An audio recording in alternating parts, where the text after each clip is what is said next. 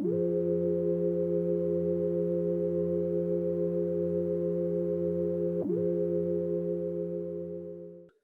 would like to welcome you to Masterpiece Online and to our third Masterpiece Symposium, Conservation Conversations, held in conjunction with Thomas Marks, editor of Apollo, and whom I'm really indebted for his hard work and support.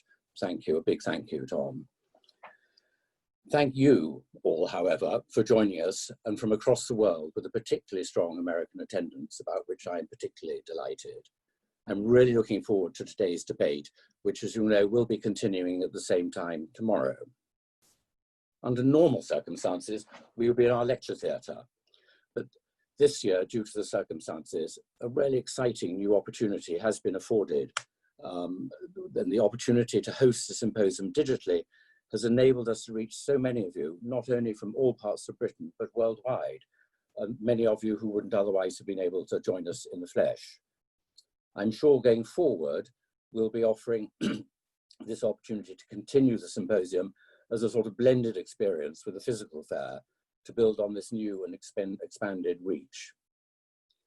Masterpiece is committed to providing a forum for education and to nurturing a younger generation of dealers, curators, and academics through different initiatives, which include our Masterpiece Young Collectors, as well as our Vetting Mentees scheme, which comprises young dealers, curators, and conservators, to give them the experience of shadowing our vetting committees to understand the process of vetting at Masterpiece, as well as a really terrific way to learn and to share knowledge. The concept for the symposium is a simple one: for Masterpiece to offer a forum to promote discussion and better understanding between the academic and commercial worlds, and to strengthen those connections, particularly for the younger curator and dealer. For each to benefit from closer engagement and in removing the barriers, as I hope we have succeeded with the fair itself between visitor and exhibitor, to ensure a natural dialogue between these two converging worlds. Lastly, but by no means least, I would like to thank deeply our very distinguished panel of guests, our panel this afternoon, and for being with us here today and joining us really from all over the world. Thank you all again for joining us, and I'm now going to hand over to Tom, who will orchestrate the proceedings and introduce the panelists. Thank you.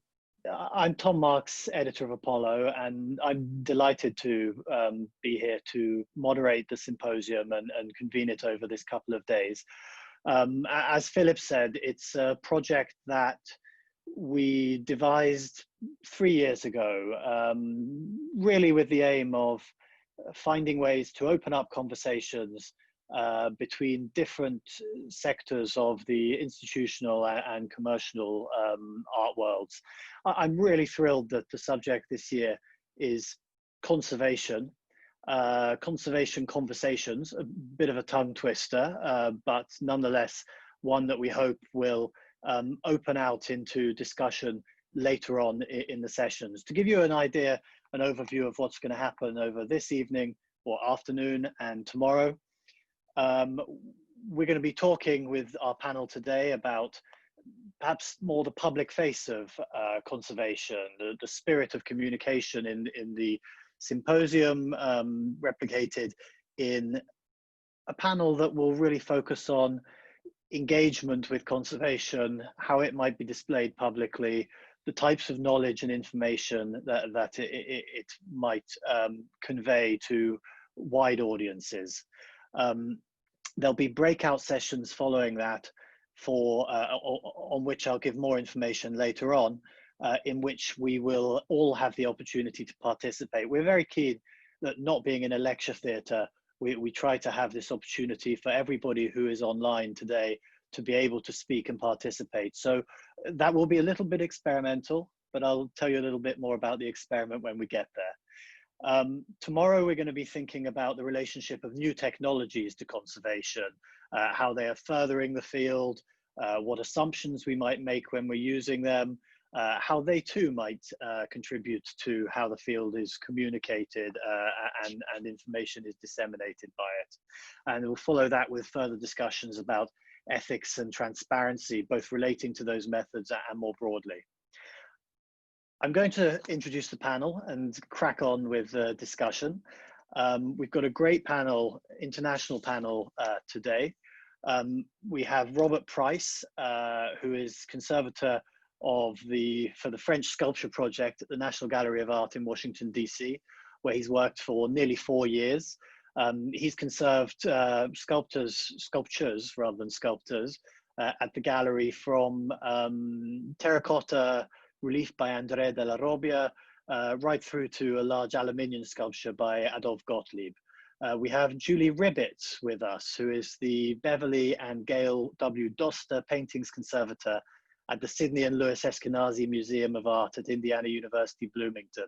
I'm really looking forward to hearing about this teaching museum, which has recently opened its new Center for Conservation.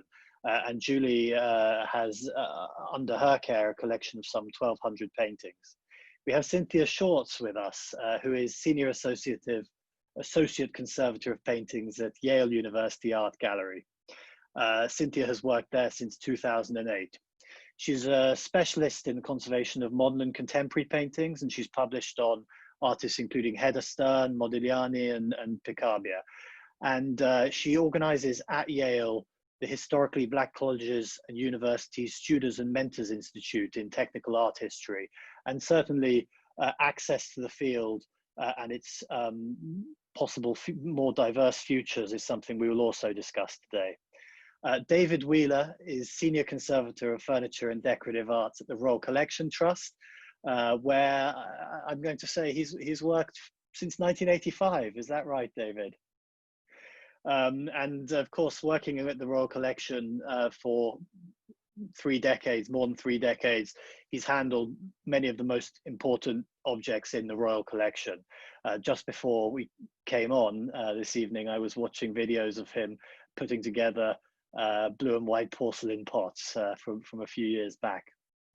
I've asked all our panel to choose one image that somehow encapsulates an aspect of this subject under discussion for them. And I'm going to ask them, just by way of introducing themselves and their point of view on it, to talk about that particular image. I've got them in alphabetical order. So I'm going to start by asking Christian to bring up slide 1, and Robert, ask you to talk a little bit about why you chose this. Great, thanks, Tom.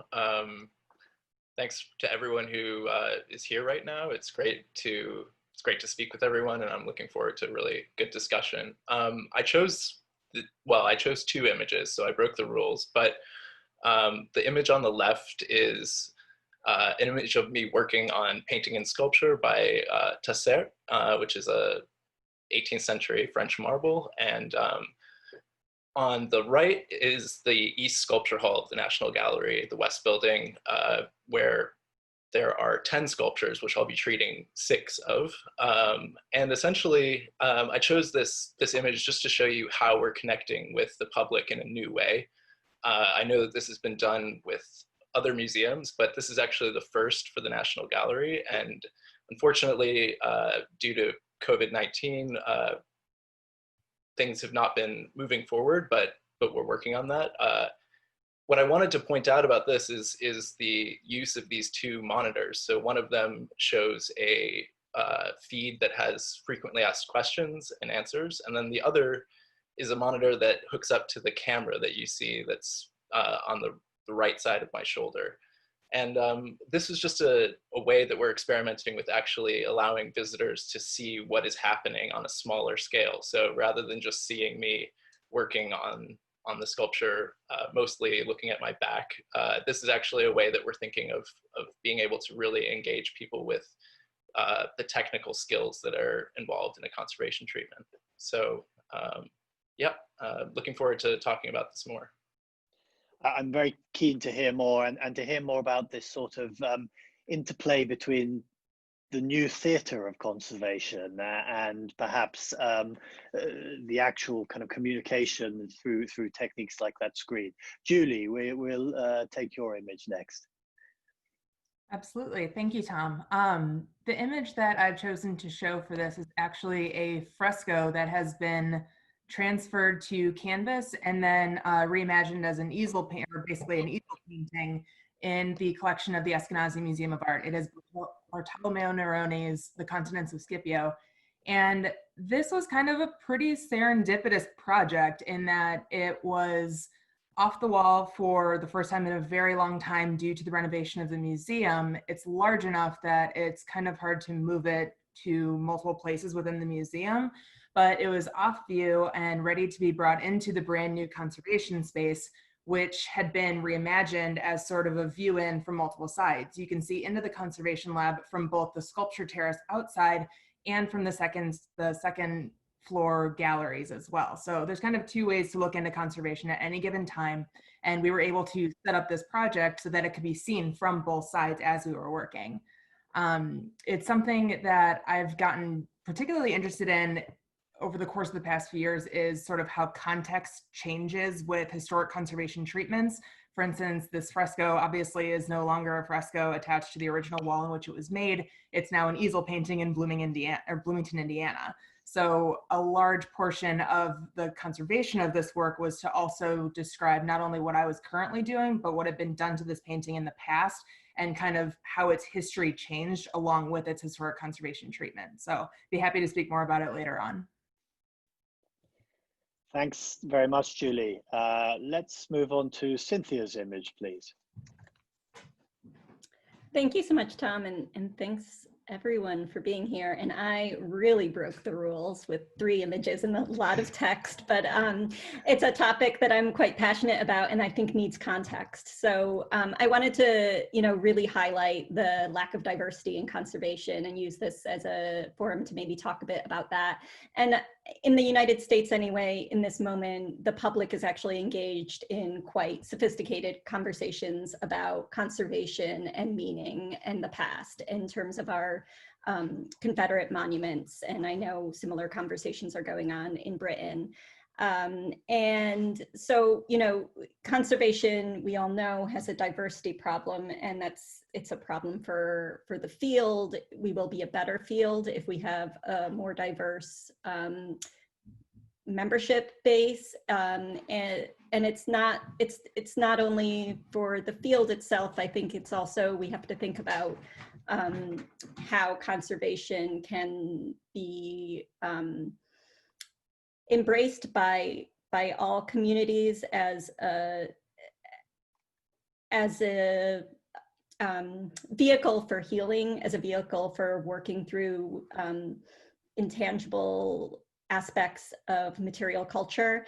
And so yeah, I thought I'd show these images of Confederate monuments, as well as one image of the HBCU mentor students and mentors program that we have at Yale. And I particularly love this image of one of our students from last year, Megan Hall, with the Restoro book in the foreground. She's taking a workshop with my colleague Irma Passeri, who's teaching a little bit of in painting. So, and then I couldn't let the slide go without shouting out people in the field who have done a lot more work on this. Jantil Robinson, Sanchita Balanchadran, who are both women of color in the field who are really have done a lot of work for this. I'd really like to take this conversation up later on in the panel. We're obviously thinking about, as it were, types of engagement, types of audience engagement, but of course, representation within the field and profession are things that I'd like to talk about, but also the types of objects that might get prioritized, and to what degree we might think about diversity in those terms when conservation decision-making happens within the profession and among experts. David, let's move on to your slide. Thank you. I too have rather cheated and put in three images, and this I picked this really because it's a relatively recent project of mine that was done for an exhibition called Painting Paradise, but it's an object that's been in the collection since George IV's time. He acquired it in Paris, and it just shows, or I've tried to show, the sort of process by which we have gone through trying to decide what to do with an object that was rather messed up in the early 20th century, about 1905, when it was restored by a firm called Hatfields, who tried to put it together and cobbled it together from bits and pieces that survived. And it's really made a bit of a sort of mess of it. It had survived, it had been in this form for many years, and is actually pictured like in its pre-restored form in Geoffrey de Belaigue's catalogue, when we took the decision to not to do it because it was such a monumental task. But I think it just the image in the middle, which really sort of set the parameters around which, how, and to what standard we were going to restore it, was this amazing watercolor painted for George IV as part of his inventory of objects when a Carlton house was being packed up and about to be demolished. And it just shows that pre-photography, how the most fantastic watercolors painted by artists, obviously pre-photography, can really show some amazing details. This took me back to Dresden, to the museums there, to look at a wonderful piece called the Bouquet de la Dauphine, and the resultant image, really, the third image, which shows the extent to which we reconfigured it based on seeing that amazing piece in the Dresden collection.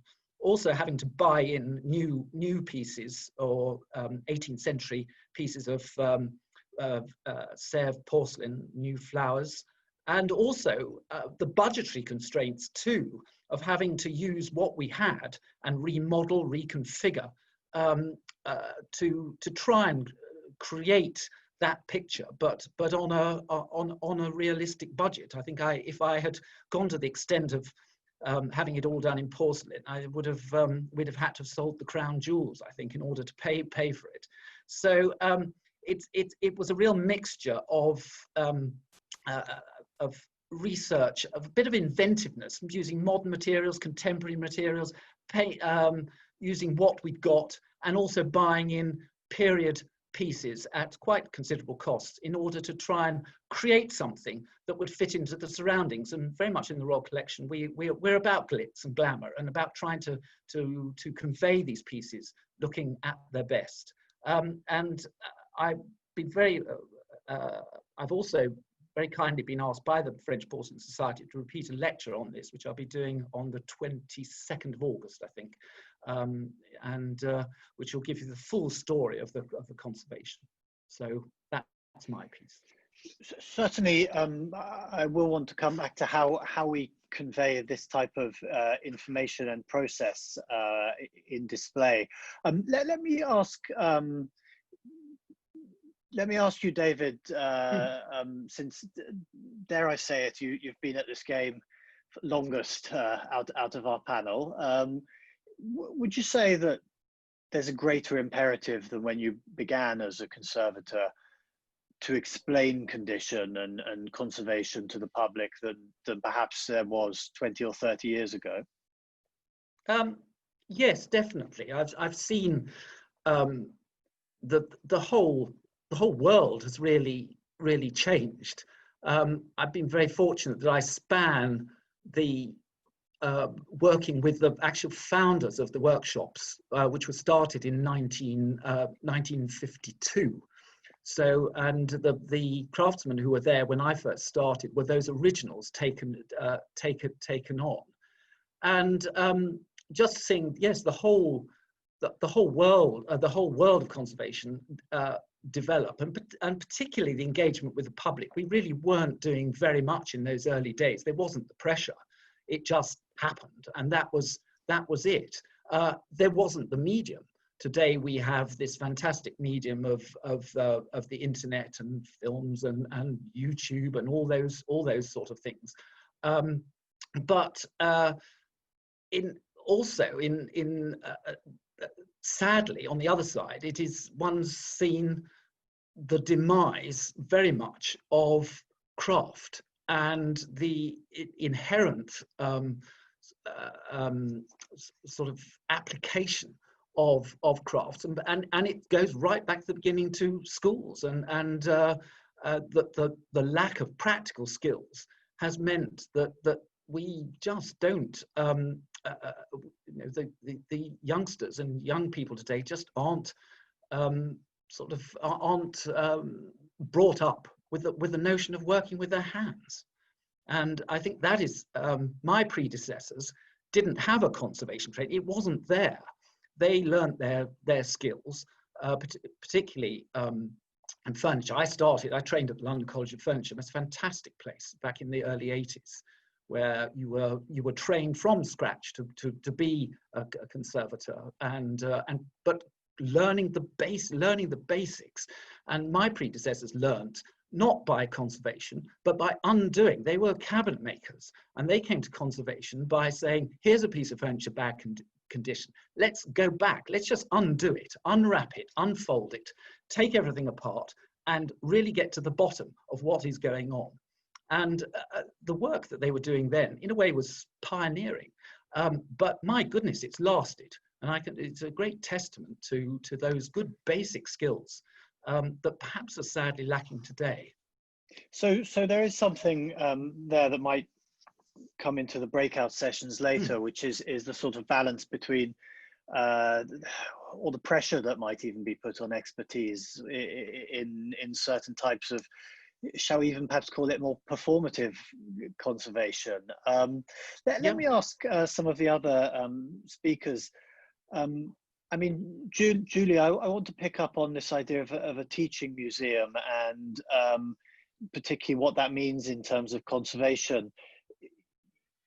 You've been presumably quite heavily involved in the development of the Centre for Conservation and how it relates to the education program at the Eskenazi Museum. Has that imperative really throughout your career as a conservator, the idea of communicating conservation, been relevant in your work? I would say, honestly, absolutely yes. In my pre-program experience, as I was training to become a competitive candidate for the graduate programs, thinking back on it, I would say about 70 to 80% of the projects that I was placed on during those years were in gallery or sort of the more performative theatrical conservation projects. It was interesting because it really gave me a sense of how to speak to the general public about different types of conservation projects. I know I'm also very guilty of this, we generally tend to fall back on conservation jargon, which may not necessarily be very well understood by a general public, but kind of how to bridge the gap between this very technical work that we're doing and then how to not only get a general audience or a general museum visitor interested in it, but to kind of keep that interest alive. As far as the Eskenazi is concerned, I was brought on kind of towards the tail end of the renovation of the museum when we were kind of bringing this sort of more open access conservation lab to the forefront for one of 4 new centers as part of the renovation. And in creating this center, I think it's been really great because I've kind of not really been a huge fan of the term behind the scenes when you're talking about conservation. I think it's great that we're bringing this a little bit more to the forefront so that when people are interested in about it, it's really easy to access that information. For instance, we basically have a setup with the museum website where if you want to come visit the labs, anyone can come visit. All you have to do is sign up and set a time. It takes time that might also be used for other projects, but we're okay with that because our mission is to teach university students and the communities at large, especially in the region of Southern Indiana, about art, history, and conservation in that way.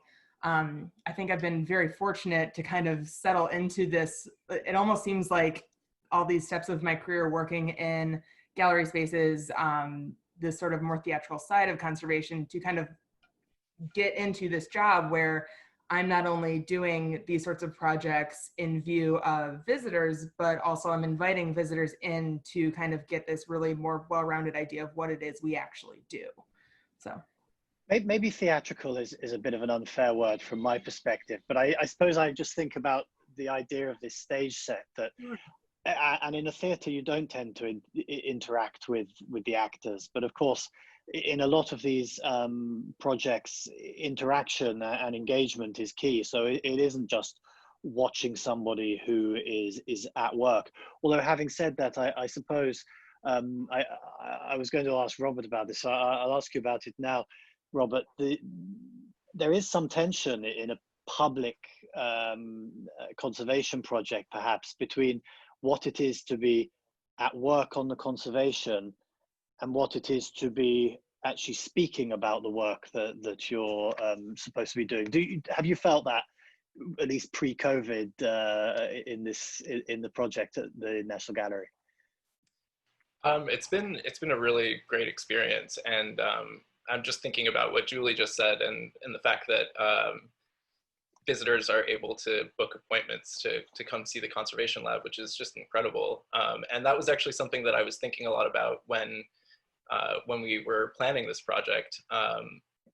As you know, when I worked in the lab, we would often have visitors, and they were often government officials or visiting scholars, researchers. And I kept on thinking to myself, why is this experience, which everyone seems to really enjoy and connect with, why is this exclusive? Why is this something, especially at a national museum? So having this opportunity to really connect with like the millions of visitors that the National Gallery gets every year is just an amazing opportunity, I think, to make our profession more visible, but also help people understand what it is we actually do. And there is a bit of tension, right? Because we have deadlines, we have to get the work done, and we want to do it to a really high standard. But at the same time, we do have a responsibility to share this information with our visitors. And it is a bit of a balancing act. So the way that I've approached that, so that, and this is not my idea, but if I was to actually engage with visitors the entire time that I'm working, I would never get anything done. It would just be constant questions. So to get around that, we have a session each day where the public can come and actually have a conversation with me and ask questions. And it's not like a gallery talk, it's more of a discussion, and that's the way I think it should be. In addition to that, we have the monitors that I mentioned earlier, which I think provide the information that visitors want when I can't be giving that talk. So there's the frequently asked questions, but then there's also the video monitor, so that it gives them a better understanding of what it is I'm actually doing. And this is still an experimental process, but I think that having those elements really does cut down on any sort of tension that might be there between the work that I'm doing and the work that I would like to do about educating visitors. I suppose ideally what happens with a project like this is that obviously not all visitors can make return visits. They either don't have the time to, or in some cases, in some institutions, they perhaps can't afford to. But I suppose seeing a conservator at work for 5 minutes doesn't necessarily tell you that much about conservation, other than it's a thing that happens in museums. But the possibility of coming back, the possibility of seeing how a project progresses, the possibility of entering that conversation allows for a different type of engagement with an artwork, which is something that, after all, many of us have dreamt about when we just talk from a more purely practical or a more art historical perspective, should I say, about how visitors engage with artworks in museums. It's that opportunity for enrichment. Cynthia, let me ask you about this behind the scenes question, and Julie brought the phrase up. When you started out as a conservator, and indeed in your continuing work, have you felt that is somehow the vision of the profession and of the field from the outside? And is it fair, and what more can we do to combat that? Yeah, I was thinking about this question, and I was remembering, you sort of 20 or 30 years ago, and I think it was around 30 years ago that the Sistine Chapel Conservation Project was happening. And I know that at least for conservators of my generation, that's how so many people learned about the field. I mean, really, again and again, when I ask people how they found out about the field, it was because of that project. And, that was at a time when we had a lot fewer communication methods. It was publicized because of tensions in many respects.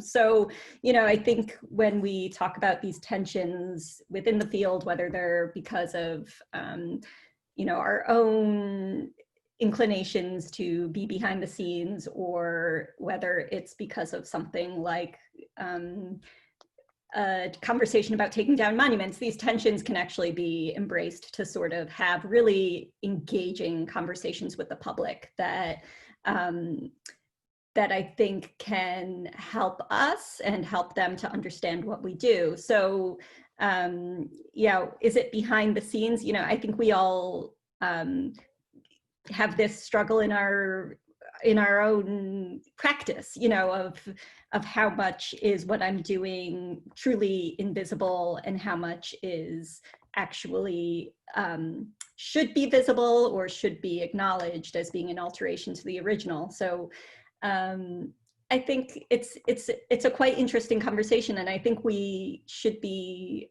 generous with the public that they are able to engage in that. So, and today we just have so many more ways to do it than when the Sistine Chapel was being restored, and the conversations were a bit one way, or might have felt one way or maybe just binary. We now have so many methods to have more deeper conversations. If I remember rightly, one of the contexts of the Sistine Chapel restoration was the exclusivity of the images that were produced by the restoration project. And I think that transparency is something that we will talk further about tomorrow. I do still think when we talk about conservation, we're talking about a field that has types of specialist knowledge, whether in David's terms of thinking about craft and the specialist knowledge that you learn through objects, or specialist types of scientific knowledge, of materials, of techniques, and so on. It's pretty difficult, isn't it, Julie, to think about how you actually can talk about some of these methods that are so complex in a language that doesn't involve scientific jargon, does it involve some kind of translation, do you find? I do think there is a little bit of translation that's necessary, although I'm also a big fan of giving general visitors the benefit of the doubt in being able to kind of stick with us through this story that we're trying to tell through these conservation projects. I think a lot of people that come to museums do want to learn, and they may not necessarily know going in that they're going to be learning about particularly a conservation project. They may be looking to find something else. I think we were discussing earlier, for instance, some of the more open projects such as the Night Watch. I know a lot of people that was really great. It was a really greatly advertised project, but some people that might have been walking into the Rijksmuseum may have had no idea whatsoever what was going on with the Night Watch until they went up and saw what was being done. And then from there, these conversations can start to kind of discuss, okay, they're doing something called Xrf Scanning. What does that mean? What are you trying to figure out? And you can see these sorts of like really organic questions starting to form through this sort of inherent curiosity of seeing, for instance, someone actually touching a painting, whereas when we go to museums as youngsters, one of the first things we're told is not to touch the paintings. So when you see someone immediately doing the exact opposite of that, there is this sort of inherent curiosity that I think will spark conversations that may not necessarily have been done. I think the challenge for a lot of these projects then is to sustain that curiosity after the physical work has been done.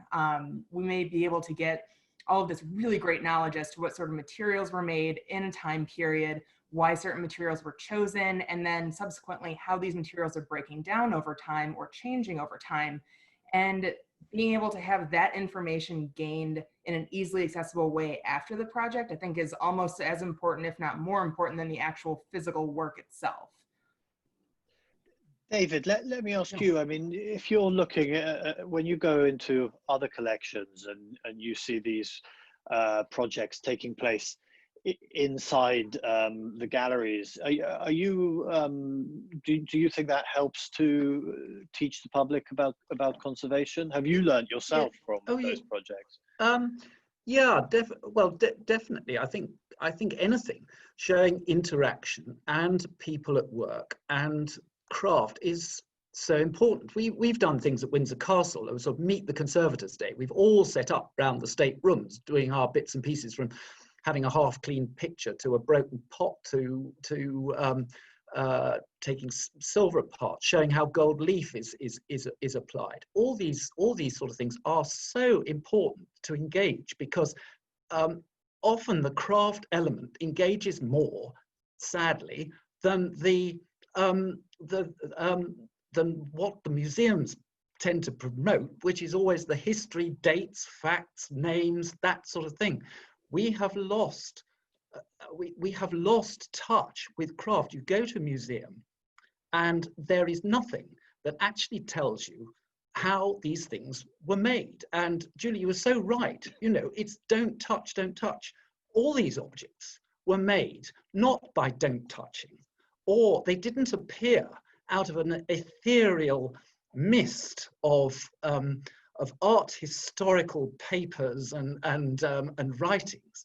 They were made by craftspeople who were sitting there at benches, bashing, hammering, melting, welding, setting, carving, doing ultra-physical processes. And all that has been removed totally in the art world. I'm sorry, I'm getting on my high horse here, but I think let me sort of take it up with Cynthia, just to keep the ball moving around, as it were, because I wonder, just in terms of actual teaching of conservation or opening up the field. I mean, actually, from the image you showed, the actual practical application is something that seems very vital, rather than and giving people the opportunity to learn about techniques through doing them is something that is perhaps the step up, obviously, from just looking through a glass window and seeing people touching paintings or sculptures. Yeah, I think certainly, I mean, it resonates with me what David is saying. I mean, I think for those of us who came to the profession through a studio art background, we, of course, I think, and as I did, we found the profession through a passion for making things. But I think that kind of practice, what I've always thought about my studio art background is that practice actually informs more how I approach problems than how I actually put my hands on materials. It does both, but I think problem solving is actually a more critical part of it for me in my day-to-day life. And I do think that giving people the opportunity to get their hands on is important. And it's not only important for future conservators, but I also think, you know, at Yale, you know, I have the pleasure of teaching these summer programs with HBCU students, but, you know, during the academic year, we work with the art history department and art history students who will become curators or museum registrars or academic art historians, or, you know, whatever field they pursue, that it's incredibly important for them to have an understanding of what we do as conservators, and getting hands-on experience is important for that. And I think, you know, that will have a bearing on some of the topics we were talking about, like which objects are conserved, because these are the people who in the future will be making those decisions by which objects are selected for exhibition, which objects are selected for loan, and if they have an understanding of our process as conservators, that they'll be allies within the field. So yeah, it can be a great tool to sort of get people's hands on and get that sense. Robert, let me ask you as well, the extent to which you feel there are much greater possibilities for conversation and collaboration between conservator and curator.